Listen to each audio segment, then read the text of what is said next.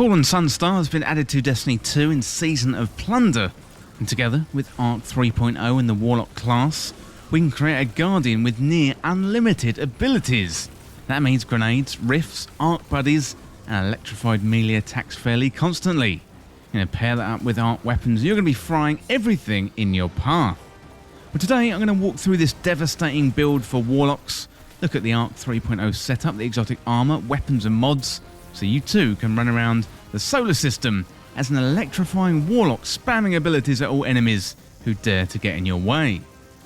Well, if you're new around here or find this useful, don't forget to hit that subscribe button down below for all the latest Destiny 2 content and turn on notifications by hitting that bell. Roughly 98% of viewers who watch This Week in Video Games aren't subscribed, so subscribe today and never miss an update.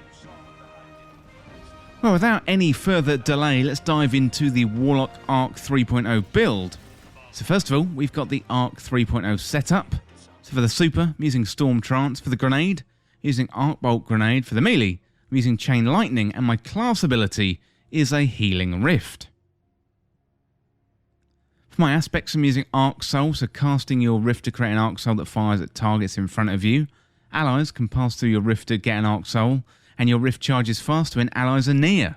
So while amplified, your Arc Souls are supercharged and gain an increased rate of fire.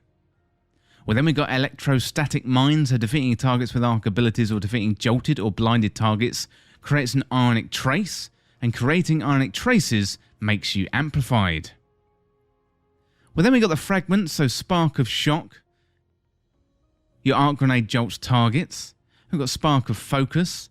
After sprinting for a short time, your class ability regeneration is increased. We've got the Spark of Frequency. Melee hits greatly increase the reload speed for a short duration. And Spark of Discharge. Arc weapon final blows have a chance to create an ionic trace. Well, next up we've got the exotic armor. So this is Falling Sunstar. So Falling Sunstar comes with the exotic ionic conductor. And ionic traces you create move faster and grant you additional ability energy. And nearby allies also gain ability energy when you collect an ionic trace. So this is the key to the build and is going to allow us to have our abilities up almost constantly, allowing us to throw grenades, generate supporting arc cells through our rift, and also use our melee too. Well, next up, let's quickly have a look at how to get Fallen Sunstar. So this is one of the newer exotic pieces of armor introduced in Season 18. So previous to be unlike these newer armor pieces being introduced, exotic armor was acquired at random or through exotic engrams or campaign story content. Well, now you've got a way to target farm exotic armor pieces through Legend and Master Lost sectors, so if you complete these activities solo, there's a chance that the exotic armor will drop for you. So every day, the Legend and the Master Lost sectors rotate, with 2 available each day across the planets and the moons. So as well as the location for the Legend and the Master Lost sectors rotating, the rewards rotate too, with different armor pieces for the head, arms, chest and legs. If you want to check out the location for the rewards, then you can do so in-game by completing the Lost Sector on the regular difficulty and then check on the map. The Legend and the Master Lost sectors are indicated by a blue shield icon. Another good way is to check out a great tool called todayindestiny.com. Now I'll tell you where the location is, plus what the reward is too. So to get Fallen Sunstar, you want to look out for the exotic helmet reward, and if you complete that Legend or Master Lost sector solo as a Warlock, you get a chance for that exotic to drop. Okay, let's get back to that build. So let's have a look at the weapons. We got the kinetic weapon first. I'm using Blood Feud. So Blood Feud is a submachine gun introduced in Season of the Plunder. This one has decent range for an SMG, and the kinetic slot is really up to you. So pick a weapon that you enjoy using. You can get Blood Feud as a reward from Catch Crash, and that activity can be found in the helm. Then in the energy slot, I'm using Delicate Tomb.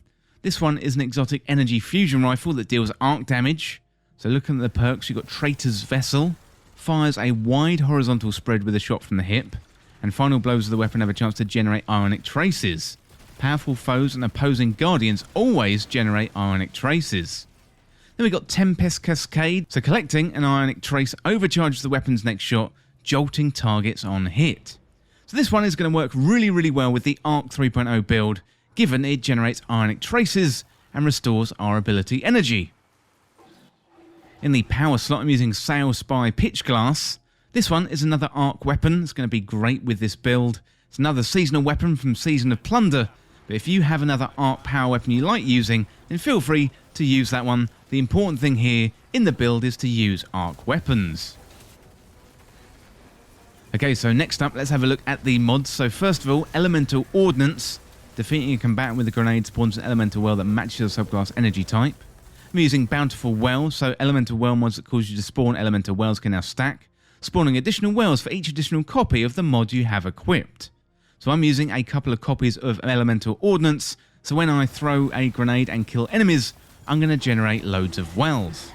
I'm using Font of Might, so picking up an elemental well that matches your subclass energy type grants you a temporary bonus to weapon damage, and also Well of Striking, so picking up an arc elemental well grants you additional melee energy, and multiple copies of this mod increases the effect.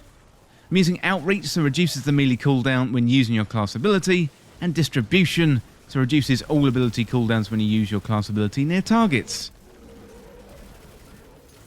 Okay, so let's have a look at the basic gameplay loop. So you want to create ionic traces through your arc ability and your arc weapon kills, get amplified, generate abilities, create arc souls, and then increase your damage. So this Warlock Arc 3.0 build is going to help us have constant ability energy, allowing us to throw grenades, electrify enemies with our melee, and generate arc souls to help us in combat. This is made possible by the new exotic in Season of Plunder called Fallen Sunstar, and that is a powerful Warlock helmet. The key to this build are the ionic traces. Now, we're going to be generating ionic traces through defeating enemies with arc abilities, thanks to Electrostatic Mind, and also through defeating enemies with arc weapons, thanks to Spark of Discharge. Fallen Sunstar is going to help us get supercharged through Ionic Conductor, and that is going to help those ionic traces come to us faster, giving us more ability energy.